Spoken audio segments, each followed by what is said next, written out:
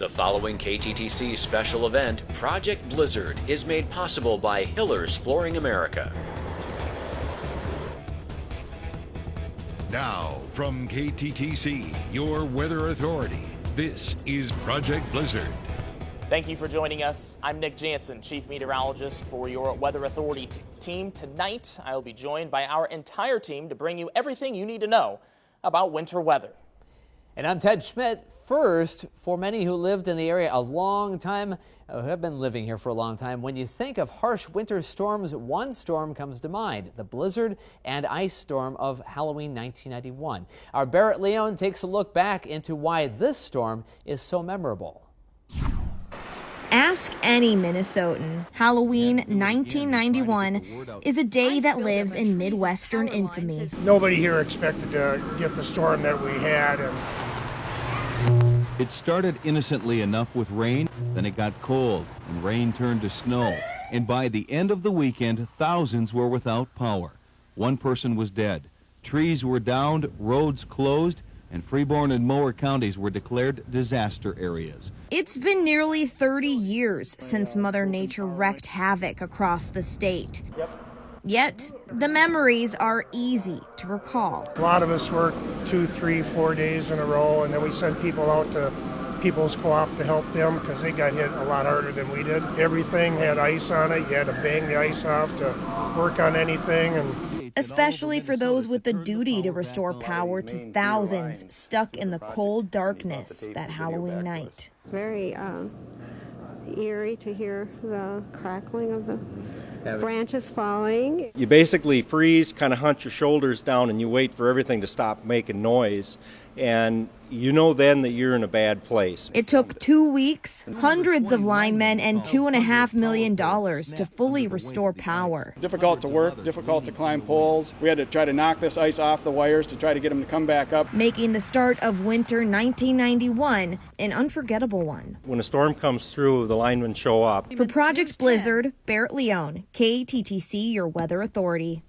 Now we need to note, here in Rochester, that was an ice storm, not a blizzard, while other areas did see blizzard conditions. So what makes a storm a blizzard? Nick? While many of us might have a rough idea of what a blizzard is, there's actually one big misconception when it comes to what warrants a blizzard warning. It actually has nothing to do with snowfall accumulations. We can have a blizzard warning with 1, 2, 3, even upwards of 10 inches of snowfall. The main two criteria to get a blizzard warning for a specific snowstorm would be sustained winds of at least 35 miles per hour or greater. So we have to have sustained winds or wind gusts of 35 miles per hour. We also have to have visibility concerns. Visibility has to be less than a quarter mile for at least 3+ hours. Notice the bottom text here, due to falling or blowing snow. That means the snow doesn't actually have to be falling from the sky. We can have a blizzard warning after the fact of all the snow falling. If we have the white powdery snow, we can actually have a ground blizzard due to blowing snow, the strong winds and visibility dropping below a quarter mile for 3+ hours.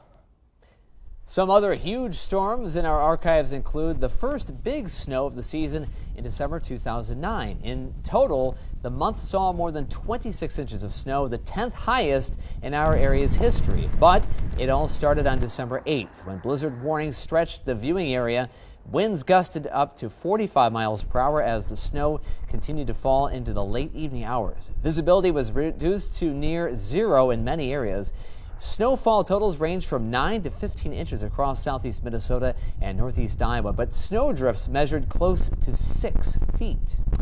And almost exactly a year later, a potent winter storm dumped heavy snowfall and brought strong winds to southeast Minnesota, northeast Iowa, and southwest Wisconsin. I-90 mainly dealt with freezing rain and sleet to begin with, as rain fell in areas just to the south and snow to the north. Sunday morning saw wind chill values colder than 20 degrees below zero due to the strong winds that were still in the area.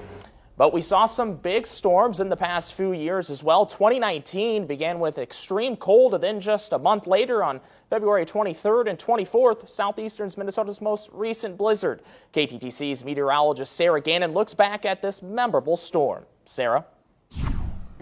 Nick, upwards of a foot of snow fell across parts of southeastern Minnesota, and with winds gusting upwards of 55 miles per hour for several hours, a blizzard was inevitable. Blizzards in this area are fairly rare, especially east of I-35. The terrain and large number of trees in southeast Minnesota were no match for Mother Nature back in February 2019. As we got into Friday morning, we started issuing warnings for the system, and we were advertising winds about 40 to 50 mile per hour winds at that time. A winter storm warning was issued that Friday morning and then upgraded to a blizzard warning early Saturday when it became apparent blizzard conditions were going to occur. Snow typically will blow around quite a bit when your temperatures range from the teens to the mid-20s. That's when it's the most blowable as far as being there. And the age of the snow also matters. New snow will blow more readily than older snow. After several hours of hefty snowfall, it came to an end early Sunday, but then the winds really began to kick up, gusting upwards of 55 miles per hour. Visibility was a huge issue. Nobody could see anything where they were going. And on top of that, the roads were just plugged, and you couldn't decipher the ditch from the road or anything like that because everything was just pure white. Most roads and major highways closed. At one point, I-90 was closed between both borders with Wisconsin and South Dakota. I-35, I-90, and 52, and that really tells you then when those highways close up, especially when all three of them close up, that tells you that we're in tough shape. And obviously all of our highways across the district were closed at one point or another. MnDOT and several counties pulled plows from the roads at various times Sunday. We weren't able to get out and keep at it. Those drifts built up, and so we were using large, heavy equipment, loaders, bobcats, everything. Because of the sheer amount of snow and the abundant drifting on the roads, MnDOT needed extra help. It was about a day and a half before we even got I-90 opened up. And some of the secondary roads, it was 2 to 3 days before we even got to them. It was probably a good 3 to 4 days before everything was back to pavement. The roads were so bad at one point, MnDOT crews were told to put snow piles in front of all the ramps in Austin in an effort to keep people off the roads. In the studio, Sarah Gannon, KTTC, your Weather Authority. Thanks, Sarah. And most of these storms we are able to see coming. How early can we fully predict the forecast? Nick, what can you tell us?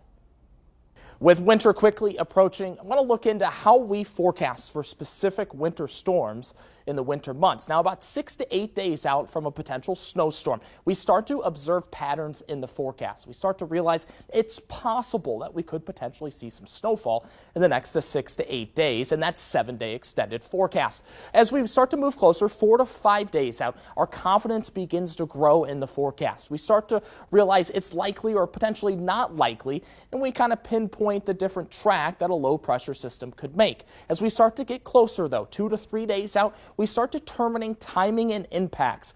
We start to develop this plan. How should we potentially react to this situation? Is about 1 to 2 days out. Details become clearer, and timing and accumulations can be pinpointed in specific areas. So notice when you start to see on social media, you start to see those snowfall forecasts 6 to 8 days out. Don't necessarily take those as fact. Thanks, Nick. So as temperatures get to be bitterly cold, what can you do to keep your heating bill from skyrocketing? Some tips and tricks are up next. And as we head to break, a quick fact versus fiction for you. The Earth is closest to the sun during the winter months on the Northern Hemisphere. The answer when we come back.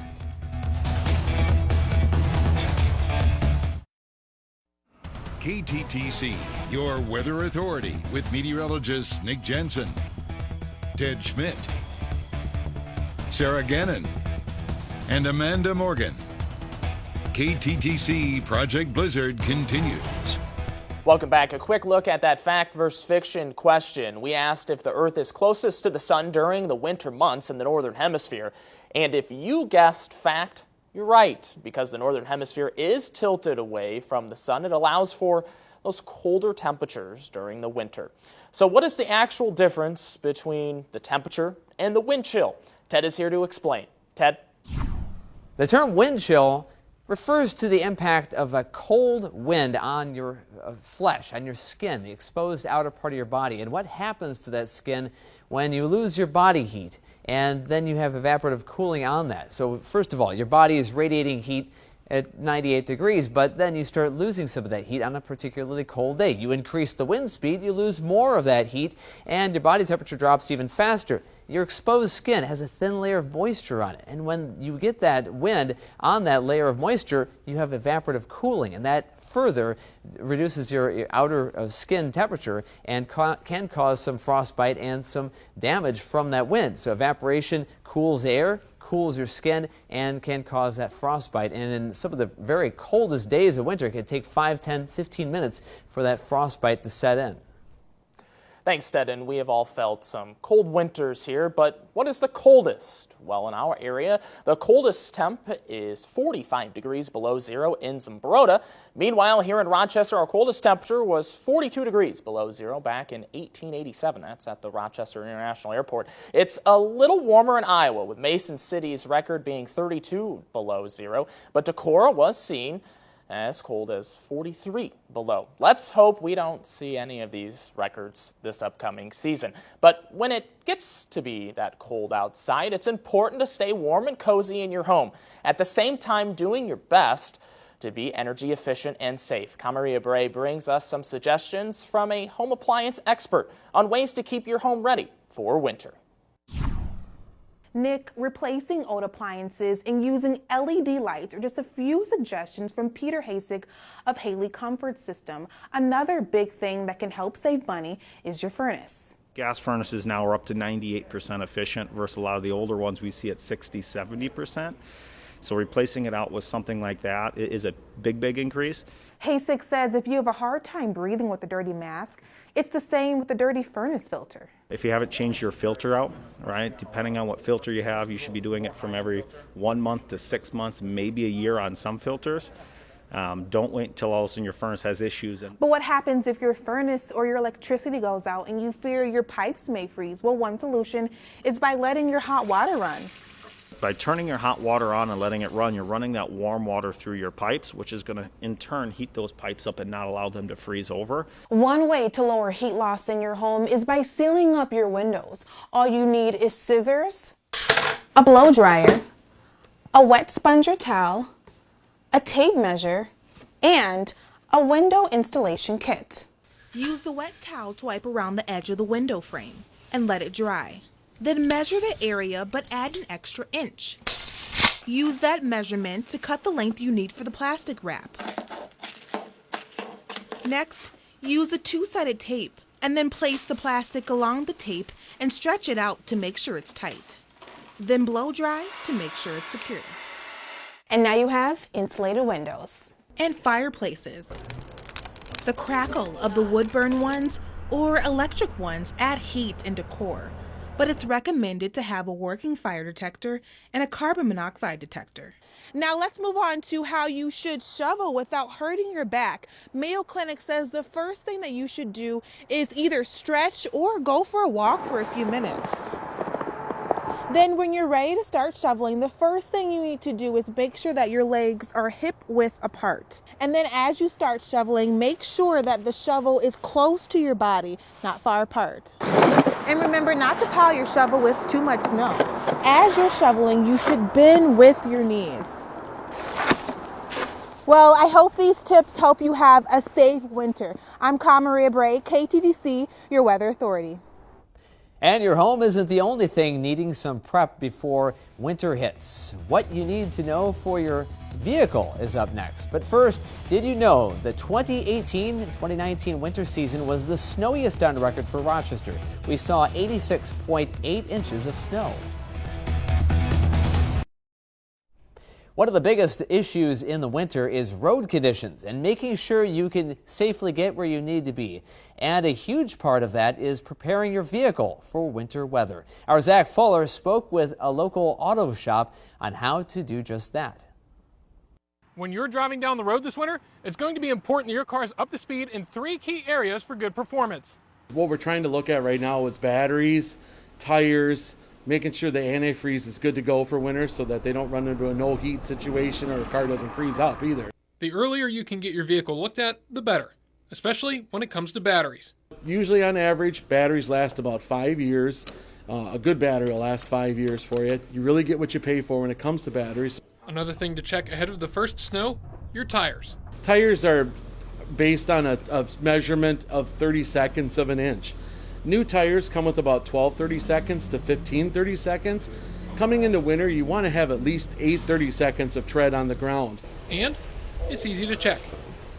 30 seconds, once you get down to the yellow, you want to replace them, so they're close. Plus, you will need to check you have good air pressure to deal with the changing temps.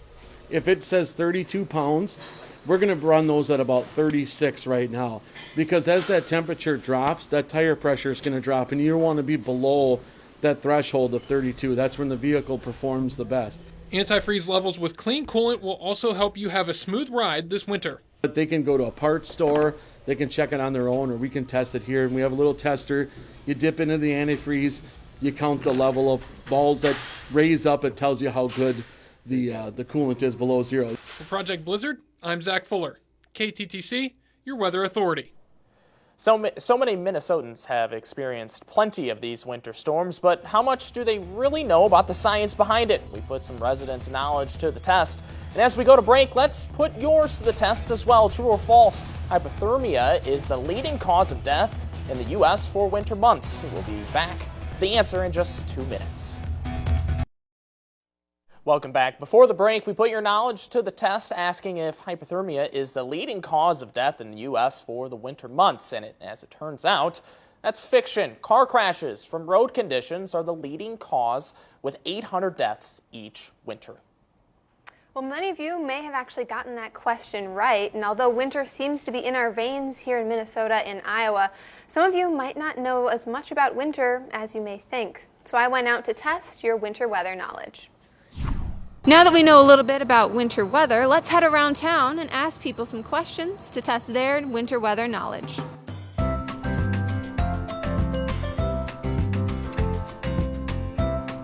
right, first one. Thunder snow is an unusual kind of thunderstorm that produces snow instead of rain. True. True. Fact? Fact. I'm gonna say fact. I think that's false. I think that's like a Sharknado type movie, probably, sort of reference. I just want it to be true. That's why I'm saying true. Yeah, that's actually a fact. It only happens about 6 times a year worldwide, so pretty rare. Rochester, Minnesota is the largest city with the highest annual average snowfall. I will go with fact. Well, that probably is true. I mean, I know we get plenty of snow, so I think that's true. Fiction. It's actually Rochester, New York. They average 94 inches a year. Fact or fiction? Blizzards can have the same wind speeds as hurricanes. Fact. I would think fact because it's just speed of the winds considered the blizzard storm. Fact. Yeah, that's correct. They can have the same strength as a Category 1 hurricane. Excuse me, sir, could we ask you a few questions about winter weather? Fact or fiction? The coldest temperature ever recorded in southeast Minnesota is 45 degrees below zero. That's fact, for sure. That sounds like a fact. I hate to copy you, man. I'll say fact too. Oh, I believe that. Yeah, that's true. Yep, in Zumbrota and in Preston. Last one. Roughly 10 million pounds of salt are used on U.S. roads each year. Fact. I have to believe that's true because maybe it's even more. I don't know. Well, I don't know how many millions of pounds, but I know it's a lot. Yep, it's 22 million. Yeah. Yep. All right, that was really good. Now those were some difficult questions, but don't worry. Your winter authority team will always be here to give you all the facts, including the science behind different snow types. That's coming up in a little bit. Thanks, Amanda. And as we head to break, a quick interesting fact for you. Did you know back in 1982 on January 22nd, Rochester was hit with 15.4 inches of snow, making a record for the most snowfall in one day. We see every different kind of precipitation here in Minnesota and Iowa, from sleet to fluffy snow to tiny flakes. But what causes these unique types? Ted joins us with what is the fluff factor. Ted? We're all familiar with the term fluff factor. What that talks about is fluffy snow that piles up quickly. It's the type of atmosphere where there's not a lot of moisture available. Very cold air doesn't hold much moisture, but the atmosphere freezes what little moisture there is into intricate little crystalline structures. And so you have these crystalline snowflakes, dendrites.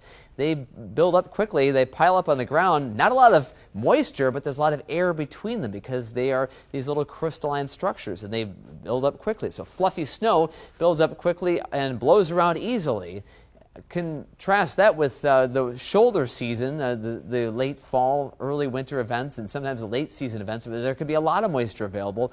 And with that, you have good packing snow because the atmosphere is rather wet. And so your snowfall ratio on a high moisture content type day could be anywhere from around 8-to-1 to 10 or maybe 15-to-1. On a fluffy snow day, anywhere from 20 to 31 ratio. So a lot of fluff, not a lot of moisture on those really cold days. And you can always join your Weather Authority team and track those weather alerts from the free KTTC Weather app, available now on Google Play and the App Store.